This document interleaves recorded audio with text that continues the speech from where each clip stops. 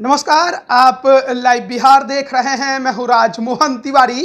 मोकामा विधानसभा उपचुनाव को लेकर अब तमाम राजनीतिक दलों ने ऐलान करना भी शुरू कर दिया है। अनंत सिंह की पत्नी नीलम देवी ने खुद सामने आकर कहा है कि उनकी बात तेजस्वी यादव से हो गई है और मोकामा के उपचुनाव में वही आरजेडी की उम्मीदवार होंगी। दूसरी तरफ मुकेश सहनी ने भी यह घोषणा कर दी है कि वीआईपी भी इस बार मोकामा के रण में अपने उम्मीदवार को उतारेगी। इसके अलावे कई और नामी गिरामी चेहरे आपको मोकामा के उपचुनाव में लड़ते नजर आएंगे, लेकिन समस्या जनता दल यूनाइटेड के लिए सबसे ज्यादा खड़ी हो गई है। समझ से परे है कि आखिरकार इस बार जनता दल यूनाइटेड किसको टिकट देने जा रही है। कई बड़े नामों के चर्चे हैं, तो कुछ ऐसे भी नाम हैं जिनके बारे में शायद आपको मालूम भी ना हो, लेकिन यही तो जेडीयू की सबसे बड़ी समस्या है। पिछले बार भी 2020 के चुनाव में एक ऐसे ही चेहरे को मैदान में उतारा जिसके बारे में शायद बहुत लोग नहीं जानते थे, और परिणाम ये आया कि भारी वोटों के अंतर से जनता दल यूनाइटेड को अनंत सिंह से चुनाव हारना पड़ा। लेकिन इस बार का चुनाव थोड़ा अलग होगा, क्योंकि 17 वर्षों के बाद अनंत सिंह मोकामा की सीट पर चुनावी दंगल में नहीं उतरेंगे। उनकी पत्नी नीलम देवी इस बार चुनावी मैदान में होंगी, लेकिन क्या जेडीयू नीलम देवी को टक्कर दे पाएगी, और देगी तो किसके सहारे, कौन उम्मीदवार होंगे, इसी पर इस वीडियो में चर्चा करेंगे। कई नाम हम आपके सामने लेने जा रहे हैं, जिसमें ललन सिंह उर्फ नलिनी रंजन, मुख्य प्रवक्ता जेडीयू के नीरज कुमार, सूरजभान सिंह के भाई कन्हैया कुमार सिंह, और साथ ही साथ धानुक समाज के भी 2-3 चेहरों के नाम हम आपको बताएंगे, और बता दें इनके बारे में भी कि इनका मोकामा में कितना दम है। तो सबसे पहले बात हम ललन सिंह की करेंगे, यानी कि नलिनी रंजन शर्मा की। इनके बारे में पहले भी हमने बात की है और इनका एक इंटरव्यू भी हमने आपको दिखाया है। नलिनी रंजन शर्मा उर्फ ललन सिंह, शुरुआत की जो राजनीति रही इनकी लोक जनशक्ति पार्टी जो एकजुट थी, यानी रामविलास पासवान की एलजेपी, उसके सहारे इन्होंने अपनी राजनीति की शुरुआत की। हालांकि उसके पहले भी ये राजनीति में रहा करते थे, और अनंत सिंह के भाई दिलीप सिंह को भी चुनाव हराने में इनका अहम योगदान रहा। और ललन सिंह सबसे पहली बार 2005 में चुनावी दंगल में उतरे थे। फरवरी और अक्टूबर 2005 के दोनों चुनाव में उतरे। फरवरी का चुनाव वो 1400 या 1500 वोटों से अनंत सिंह से हार गए, लेकिन जब फिर दोबारा उसी वर्ष अक्टूबर में चुनाव हुए तो उसमें भी ललन सिंह ने अनंत सिंह को कड़ी टक्कर दी थी, और ललन सिंह को 33,042 वोट मिले थे। वो दूसरे नंबर पर रहे थे, लेकिन 2,835 वोटों से वो चुनाव हार गए। इसके बाद कुछ केस उनके ऊपर दर्ज हुआ, जिस वजह से 2010 का विधानसभा चुनाव वो नहीं लड़ पाए, और उन्होंने अपनी पत्नी सोनम देवी को उस समय एलजेपी आरजेडी के गठबंधन से 2010 में मोकामा की सीट पर चुनाव लड़ाया था। रामविलास पासवान, लालू प्रसाद यादव ने 2010 के विधानसभा चुनाव में गठबंधन किया था। परिणाम एक बार फिर मोकामा में अनंत सिंह के पक्ष में गया था, और उनकी पत्नी सोनम देवी को 42,610 वोट मिले थे। और इस को देखें तो दूसरे नंबर पर वो फिर से इस सीट पर रहे, लेकिन 8,954 वोटों से वो चुनाव हार गए।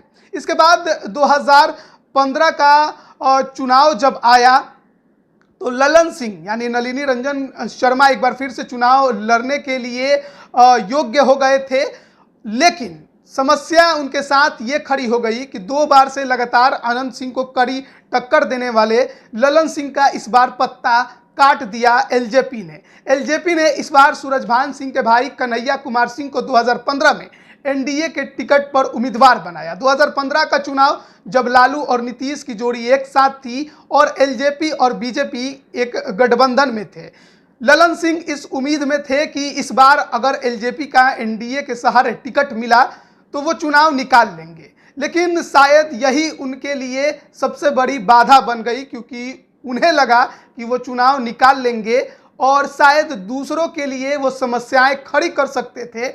इसलिए एलजेपी ने ललन सिंह का टिकट काट के सूरजभान सिंह के भाई कन्हैया कुमार सिंह को 2015 का टिकट थमा दिया। लेकिन ललन सिंह को लगा था कि नहीं, उनका अपना दमखम है मोकामा में और उस दमखम के सहारे वो चुनाव लड़ सकते हैं। तो ललन सिंह जन अधिकार पार्टी के सहारे चुनावी मैदान में उतरे 2015 में, लेकिन ये भी उनकी सबसे बड़ी गलती साबित हुई कि क्योंकि पप्पू यादव का जो नाम है वो मोकामा में कुछ खास अच्छी छवि का नहीं है। लोग उनके नाम पर वोट देना तो दूर, उनका नाम सुनकर ही उनके मुंह से बहुत कुछ बातें निकल जाती हैं। ऐसे में जब पप्पू यादव के पार्टी के सिंबल पर ललन सिंह चुनावी मैदान में उतरे तो जो पहले लड़ाई में वो हमेशा रहते थे, इस बार वो लड़ाई से बाहर हो गए और तीसरे नंबर पर चले गए थे। उन्हें 16,655 वोट मिले, वो तीसरे नंबर पर रहे।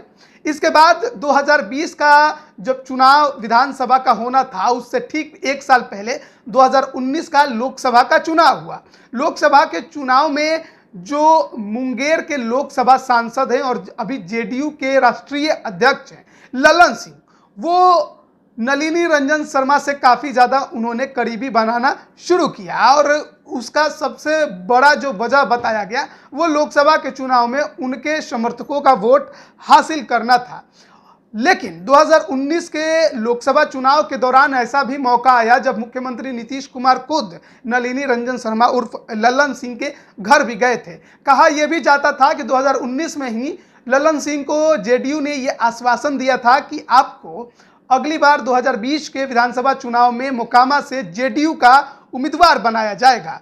लेकिन 2019 लोकसभा चुनाव में आप मुंगेर लोकसभा से उनको समर्थन दीजिए। किसे? तो जेडीयू के वर्तमान राष्ट्रीय अध्यक्ष ललन सिंह को।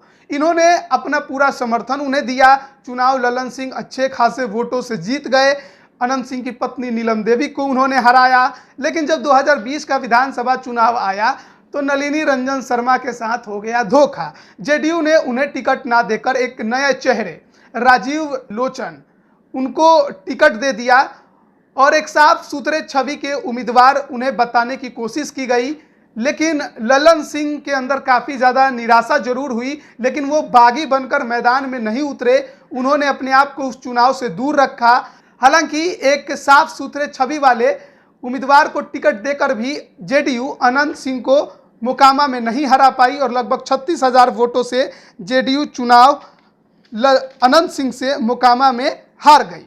तो ये ललन सिंह की जो खासियत है वो हमने आपको बताई कि काफ़ी कुछ दमखम रखते हैं मोकामा की सीट पर, लेकिन हमेशा धोखे का शिकार होते हैं, जिस वजह से कभी चुनाव नहीं जीत पाए। लेकिन जेडीयू के अभी भी नेता बने हैं और मोकामा की सीट पर उम्मीद जता रहे हैं कि शायद जेडीयू इस बार उन्हें उपचुनाव में मौका दे दे और वो अपना दम दिखा सके। हालांकि क्या होगा वो तो वक्त की बात है। लेकिन दूसरे उम्मीदवार हैं नीरज कुमार। नीरज कुमार को आप अक्सर टीवीओं पर देखते होंगे, जेडीयू के मुख्य प्रवक्ता हैं और मुंगेर शिक्षक निर्वाचन क्षेत्र से अभी एमएलसी हैं, पूर्व में मंत्री भी रह चुके हैं। 2015 में जेडीयू के टिकट पर एक बार मोकामा से चुनाव लड़ चुके हैं अनंत सिंह के सामने। 2015 के चुनाव में अनंत सिंह ने जेडीयू को छोड़ निर्दलीय चुनाव लड़ने का ऐलान किया तो जेडीयू ने मोकामा के नीरज कुमार जो अभी मुख्य प्रवक्ता हैं उनको उम्मीदवार बनाया था। लेकिन जेडीयू के टिकट पर चुनाव लड़ने के बावजूद नीरज कुमार अनंत सिंह से लगभग 18,000 से अधिक वोटों से चुनाव हार गए। नीरज कुमार ललन सिंह यानी राष्ट्रीय अध्यक्ष जेडीयू के उनके बेहद करीबी हैं और मोकामा के लोकल हैं, भूमिहार हैं, इसलिए इनके चुनाव लड़ने के कयास भी मोकामा की सीट पर जेडीयू के टिकट पर काफ़ी ज़्यादा लगाए जा रहे हैं। लेकिन इसके अलावा एक और दो नामों की चर्चा धानुक समाज के नेताओं को लेकर जेडीयू में हो रही है। कहा यह जा रहा है कि ललन सिंह जो जेडीयू के राष्ट्रीय अध्यक्ष हैं इस तिकरमबाजी में है कि किसी तरह मोकामा के उपचुनाव को जेडीयू को जिता दे और अपना कद जो है वो जेडीयू में बढ़ा ले, क्योंकि अनंत सिंह की सीट को उनसे छीन लेना अपने आप में एक बड़ी बात है। और अगर ऐसा हो गया तो निश्चित तौर पर जेडीयू में ललन सिंह जो राष्ट्रीय अध्यक्ष है उनका कद और ज़्यादा बढ़ेगा और नीतीश कुमार का भरोसा भी उन पर और ज़्यादा बढ़ेगा। इसीलिए हर तिकरमबाजी को वो अपनाने में लगे हुए हैं और कहा यह जा रहा है कि दो नए चेहरे जो धानुक समाज के आते हैं, जिनकी अच्छी खासी जनसंख्या है मोकामा में, उनके नेताओं से भी बातचीत चल रही है और उनको जिताने के लिए जो लल्लू मुखिया हैं, जो पहले इस बार 2020 के चुनाव में बाढ़ से भी उम्मीदवार रहे, अच्छा खासा उनको वोट मिला था। पटना एमएलसी का जो चुनाव अभी हाल ही में हुआ वहां से भी उम्मीदवार रहे, दूसरे नंबर पर रहे और अच्छा खासा जनाधार रखते हैं, यादव जाति के आते हैं। तो इस समीकरण को साधने का प्रयास मोकामा में ललन सिंह कर सकते हैं। लल्लू मुखिया को मोकामा से उम्मीदवार बनाया जाएगा तो यादवों का वोट काटेंगे और नीलम देवी को जो आरजेडी के नाम पर यादवों का जो वोट मिलता है उसमें कुछ बिखराव हो पाएगा। हालांकि ये तो चर्चाएं जो हैं वो हो रही हैं, खबरें निकलकर सामने इस तरह की आ रही हैं। हालांकि लल्लू मुखिया क्या अपना दम दिखाने के लिए उतरेंगे या अपने भाई रणवीर यादव को उतारेंगे, ये भी अपने आप में चर्चा का एक विषय जरूर हो सकता है। लेकिन ये भी हर कोई जानता है कि लल्लू मुखिया का कुछ सालों से अनंत सिंह के साथ जो रिश्ता है वो बिगड़ गया है और ऐसे में लल्लू मुखिया अपना दम दिखाने का प्रयास करेंगे और अनंत सिंह या उनकी पत्नी नीलम देवी को चुनाव हराने के लिए भी काम कर सकते हैं। तो ऐसे में मोकामा की सीट पर अगर लल्लू मुखिया या उनके भाई चुनावी मैदान में उतरते हैं तो एक ललन सिंह की जो रणनीति है वो आपको उस सीट पर काम करते नजर आएगी और धानुक समाज के एक चेहरे को भी वहां उतारने की जो योजना बन रही है उसमें कुछ हद तक वो अपनी रणनीति को आगे बढ़ा पाएंगे। हालांकि 2-3 नामों की जरूर चर्चा है लेकिन कुछ खास उस पर अभी तक पुख्ती खबर नहीं है, इसलिए उसने नामों की चर्चा अभी हम नहीं करेंगे। इसके अलावा एक और नाम की चर्चा जेडीयू में चल रही है, वो है कन्हैया कुमार सिंह। कन्हैया कुमार सिंह सूरजभान सिंह के भाई हैं। 2015 में एलजेपी ने ललन सिंह का टिकट काटकर इनको ही टिकट दिया था और उस समय आपको मालूम होगा कि 2015 में जेडीयू आरजेडी का गठबंधन था, बीजेपी एलजेपी के साथ गठबंधन में थी और कन्हैया कुमार सिंह एलजेपी के टिकट पर 2015 में चुनावी मैदान में मोकामा में थे, लेकिन वो चुनाव बहुत बुरी तरह हारे थे। बीजेपी से एलजेपी के गठबंधन के बावजूद एलजेपी उम्मीदवार कन्हैया कुमार सिंह उस चुनाव में चौथे नंबर पर रहे थे और 15,472 वोट उन्हें मिले थे। तो मोकामा की सीट पर मुश्किलें जो हैं वो जनता दल यूनाइटेड के लिए काफ़ी ज़्यादा हो गई हैं। कई नामों की चर्चाएं लगातार हो रही हैं। ललन सिंह इस बार उपचुनाव को किसी तरह जीतने में लगे हुए हैं। हालांकि राह उनके लिए इतना आसान नहीं होने वाला है क्योंकि एक तो अनंत सिंह का फैक्टर अपने आप में काम करता है और जिस प्रकार से मोकामा में नीतीश कुमार को लेकर खबरें चल रही हैं और अनंत सिंह का जेल जाना 10 साल के लिए कई मामलों में जिस प्रकार से उन्हें सजा मिल रही है, तो एक सिंपैथी वोट भी शायद आपको नीलम देवी को मिलता है इस बार उपचुनाव में आपको नजर आ सकता है।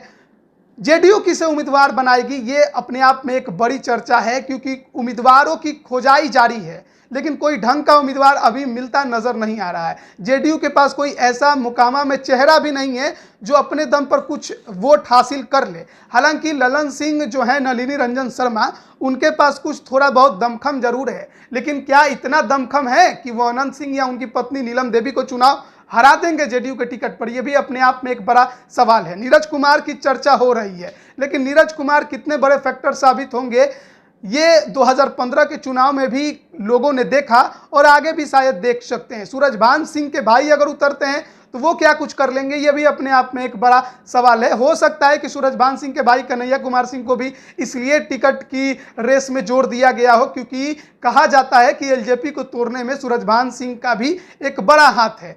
तो शायद इस पर भी डील बनी हो तो अलग बात है, लेकिन कई तरह के नामों की चर्चाएं जरूर चल रही हैं जेडीयू में। कौन उम्मीदवार होगा अभी तक कुछ भी स्पष्ट नहीं हुआ है। अब बने रहिए लाइव बिहार के साथ, तमाम अपडेट हम आप तक पहुंचा रहे हैं। आप सभी का बहुत बहुत धन्यवाद। लाइव बिहार यूट्यूब पर सब्सक्राइब और फेसबुक पर लाइक जरूर करें।